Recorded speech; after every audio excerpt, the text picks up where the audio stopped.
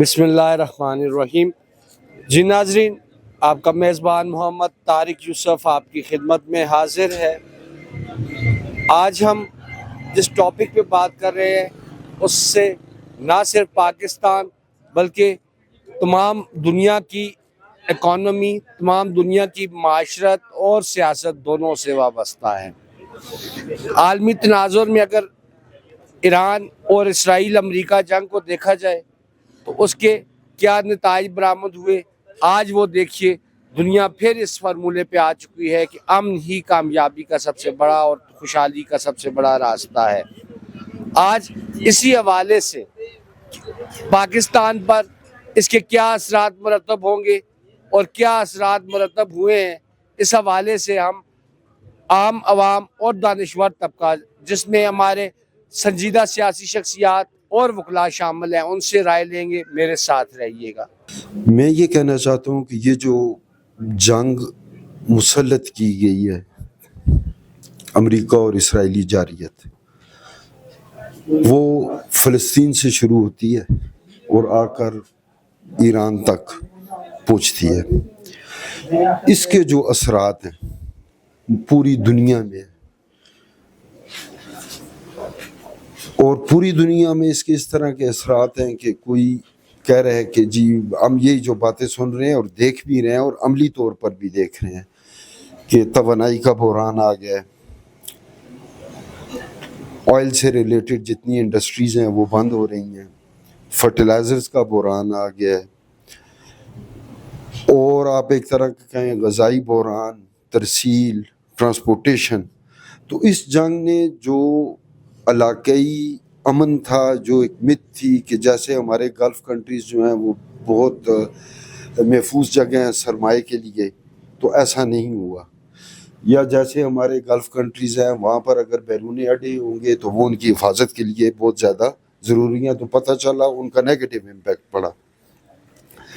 تو پاکستان کا جو رول ہے، جو مین چیز ہے کہ ایز اے اسٹیٹ پاکستان نے اس جارحیت کو کنڈیم کیا ہے، اور جو رول ابھی ہم ادا کر رہے ہیں فیسیلیٹیٹر کا یا میڈیٹر کا، میں اس میں دو باتیں کہتا ہوں۔ پہلی بات تو یہ ہے کہ پاکستان کا ایک عظیم رول ہے موجودہ لیڈرشپ کے حوالے سے، جس میں ہمارے وزیر اعظم بھی ہیں، آرمی چیف بھی ہیں، کہ ہم ایک ثالث کا کردار ادا کریں۔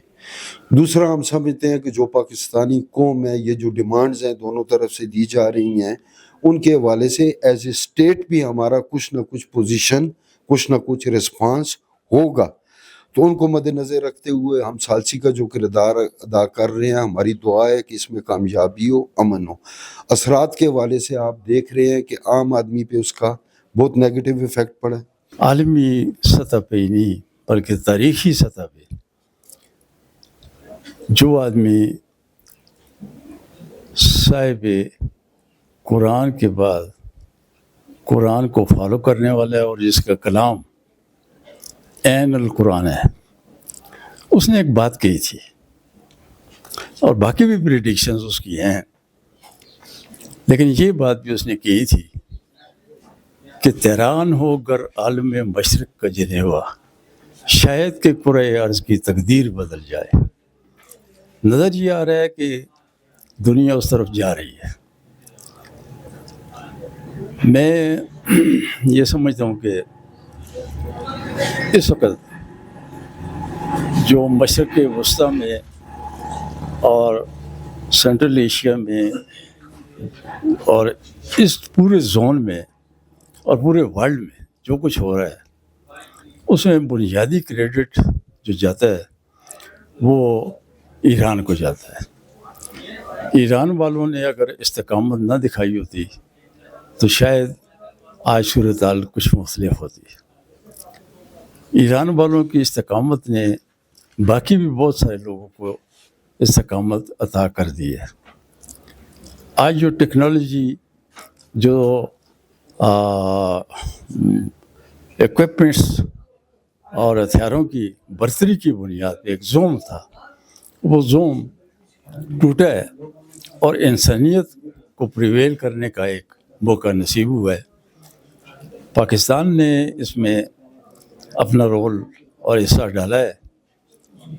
ہم اس حد تک پاکستان کی جو زعماء ہے انہوں نے جس طرح سے اپنے ملک کو ان چنگاریوں اور آگ سے بچایا اور ایک رول ایسا ادا کیا کہ جس میں ہمارا برادر ملک ایران بھی اس آگ سے محفوظ رہے، اور دنیا اس جنگ کے نتیجے میں ہونے والے نقصانات جو متوقع تھے اور آئندہ بھی متوقع ابھی ہیں ان سے کافی حد تک محفوظ رہے۔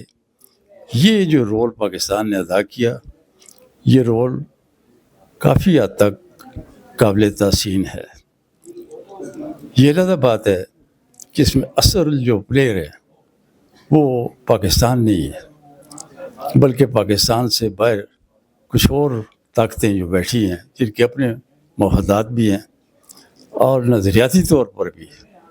میرے خیال میں تو پاکستان کے اچھے خیال مثبت اثرات پڑیں گے۔ ظاہر ہے پاکستان ایک امن پسند ملک ہے، اور امن پسند ملک ہونے کی وجہ سے اس نے اپنی کوشش بھی کیا اور دنیا کو بتایا بھی ہے کہ امن پسندی کے لیے اگر اس طرح آس بڑھایا جائے تو کم از کم آپ دیکھ رہے ہیں نا، کم یہ 15-20 دن سے جنگ تو رکی ہوئی ہے، ورنہ یہ ان لوگوں سے پوچھیں جن پہ یہ قیامت گزرتی تھی، ایرانی بھائیوں سے پوچھیں کتنی تباہی ہو رہی تھی۔ تو وہ تو اللہ کے فضل سے، اگر اسے آپ کہہ رہے ہیں امن پسند ہونے کی وجہ سے پاکستان نے کوشش کی ہے تو وہ رکی ہوئی ہے، اور انشاءاللہ میرا خیال ہے پاکستان کی ایفرٹس جو ہیں وہ رنگ لائیں گی اور اس مسئلے کا حل نکلے گا۔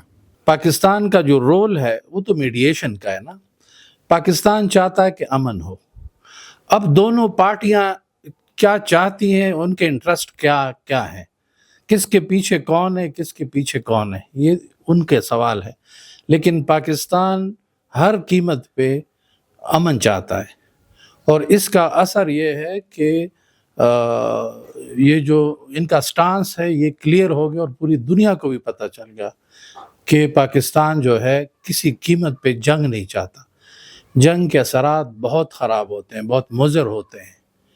جنگ جو ہے آپ ابھی بھی دیکھیں، عالمی منڈی میں آئل کا کیا پرائس ہے، اور کل اگر جنگ ہوئی تو یہ پرائسز کہاں پہنچیں گے۔ مارکیٹس کا ایک عام جو کنزیومر ہے وہ کیا کس قیمت پہ لے گا۔ تو اس کا اندازہ ہے پاکستان کی لیڈرشپ کو، لہٰذا وہ کسی قیمت پہ ان دو طاقتوں کو آپس میں لڑنے نہیں چاہتا کہ سر پاکستان کے عوام پہ اس کے کیا اثرات تو یہی ہیں نا، کہ مطلب ہے میں صرف پاکستان، پوری دنیا کو دیکھیں آپ، صرف پاکستان کے لوگ تو دنیا کا حصہ ہیں، الگ تو نہیں ہے نا۔ تو مطلب ہے پاکستان کا ٹارگٹ جو پوری دنیا ہے، وہاں چاہے انڈیا ہو، چاہے بنگلہ دیش ہو، چاہے کہ ہماری سوسائٹی ہو، تو جنگ کے اثرات جب ہوں گے تو وہ صرف امریکہ اور ایران کے نہیں ہوں گے، وہ ہم سب اس کے لپیٹ میں آئیں گے۔ لہٰذا ہماری جو لیڈرشپ ہے یا پاکستان کا جو سٹانس ہے وہ بالکل کلیئر ہے۔ یہ جو ایران اور عراق کے درمیان جنگ ہے، اس میں پاکستان نے ثالثی کا رول ادا کیا، یہ بہت اچھا ہے۔ ہماری جو افواج پاکستان کے سربراہ آصف منیر صاحب ہیں، انہوں نے بڑا اچھا رول پلے کیا۔ تو اس سے اگر یہ کامیاب ہو جاتے ہیں اس مذاکرات میں تو پاکستان کو بہت زیادہ عزت ملے گی اور اس کا امیج بہت اوپر جائے گا۔ ہم چاہتے ہیں کہ اللہ تعالیٰ ہماری مدد کرے۔ عوام کو کیا ریلیف ملے گا؟ عوام کو ریلیف یہی ملے گا کہ اگر یہ ہمارے مذاکرات کامیاب ہو جاتے ہیں تو پاکستان ملک میں سسپائی ہوگی، پٹرول ڈیزل کی جو قیمتیں آسمان سے باتیں کر رہی ہیں وہ کم ہو جائیں گی۔ یہ امید کرتے ہیں کہ اللہ تعالیٰ اس میں ہماری مدد فرمائیں گے، اور اللہ تعالیٰ ہماری مدد فرمائے، آمین۔ جو عالمی سطح پہ آج پاکستان ثالثی کا کردار ادا کر رہا ہے ایران اور امریکہ کی یہ وار کے بارے میں، انشاءاللہ العزیز پاکستان نے پہلی دفعہ بھی مذاکرات کی دعوت دی اور اس میز پہ وہ دونوں بیٹھے، اور انشاءاللہ العزیز یہ مذاکرات کامیاب ہو گئے اور پاکستان کی عالمی سطح پہ رضائی ہوگی۔ انشاءاللہ پاکستان ایک کامیاب ترین ملک ہوگا، اور پوری اسلامی دنیا میں پاکستان ایک واحد ملک ہے جو ایٹمی طاقت ہے۔ انشاءاللہ پاکستانی عوام کے لیے اور پاکستانی قوم کے لیے اور پاکستان کے لیے وہ جو ہماری آرمی چیف ہے آصف منیر صاحب، انہوں نے اہم کردار ادا کیا امریکہ اور ایران کی جنگ بارے میں، جنگ بندی کے لیے۔ انشاءاللہ جو مذاکرات جاری ہیں انشاءاللہ کامیاب ہو گئے، اور انشاءاللہ پاکستان کا نام دنیا میں روشن ہوگا۔ دیکھیں جی، ہم ایک رسپانسبل نیشن ہے، رسپانسبل کنٹریز ہیں، اور ہمیں اس چیز کا ادراک ہونا چاہیے کہ اس وقت پوری ملت اسلامیہ پہ اس وقت جو آزمائش کا وقت ہے، کہ آپ یہ دیکھیں کہ مسلمان سے لڑایا جا رہا ہے، اور ایران اور امریکہ کی جنگ کو بنا کے، اسرائیل کی جنگ کو بنا کے سعودی عرب، عراق، اردن، بحرین، عمان اس پہ حملے کروائے جا رہے ہیں، تو نقصان کس کا ہو رہا ہے؟ مسلمان کو مار رہا ہے۔ آپ یہ دیکھیں کہ اسرائیل اور امریکہ کتنے فار فلنگ ہیں، اور اس میں ٹوٹل جو ہے نا، جو یہاں سے فائر بھی ہوتے ہیں میزائل، وہ 10% بھی جا کے نہیں گرتے۔ امریکہ کو کیا نقصان ہے؟ میرا خیال ہے کہ پاکستان جو کردار ادا کر رہا ہے ثالثی کا، یہ بہت ضروری تھا اور یہ وقت کی ضرورت ہے۔ آپ یہ دیکھیں نا کہ ایک ابنائے ہرمز بند ہونے سے پوری ملت اسلامیہ جو ہے نا اس وقت مشکلات کا شکار ہو گئی ہے۔